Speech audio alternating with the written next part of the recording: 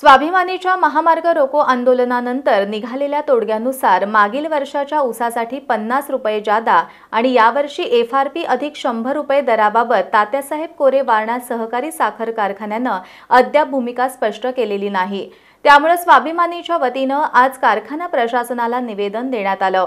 या निवेदनात कारखान्यानं तोडग्यानुसार दर जाहीर केला नाही तर माजी खासदार राजू शेट्टींच्या नेतृत्वाखाली काटाबंद आंदोलन करू असा इशारा देण्यात आला। स्वाभिमानी शेतकरी संघटनेनं 23 नोव्हेंबरला खासदार राजू शेट्टी यांच्या नेतृत्वाखाली महामार्ग रोको आंदोलन केलं होतं। या आंदोलनानंतर ज्या कारखान्यानं गेल्या वर्षीच्या ऊसाला प्रतिटन 3000 रुपयांपेक्षा कमी दर दिलाय त्या कारखान्यानं प्रतिटन 100 रुपये आणि ज्या कारखान्यांनी प्रतिटन 3000 पेक्षा जास्त दर दिलाय अशा कारखान्यांनी प्रतिटन 50 रुपये जादाचे द्यावेत। तसंच यावर्षीच्या तुटणाऱ्या ऊसाला FRP अधिक जादाचे 100 रुपये द्यावेत असा निर्णय झाला होता। या सर्व मागण्या कारखानदारांच्याकडून मान्य झाल्यानंतरच स्वाभिमानी शेतकरी संघटनेनं महामार्ग रोको आंदोलन स्थगित केलं होतं। मात्र तात्यासाहेब कोरे वारणा सहकारी साखर कारखान्यानं याबाबत अद्याप आपली भूमिका जाहीर केलेली नाही।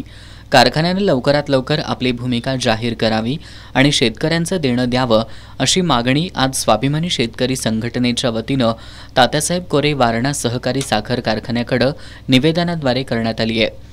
दर लवकरात लवकर जाहीर करावा, अन्यथा माजी खासदार राजू शेट्टी यांच्या नेतृत्वाखाली कारखान्यावर काटाबंद आंदोलन करून ऊसाच्या गव्हाणीमध्ये उड्या मारू असा इशारा स्वाभिमानी शेतकरी संघटनेच्या वतीनं देण्यात आलाय।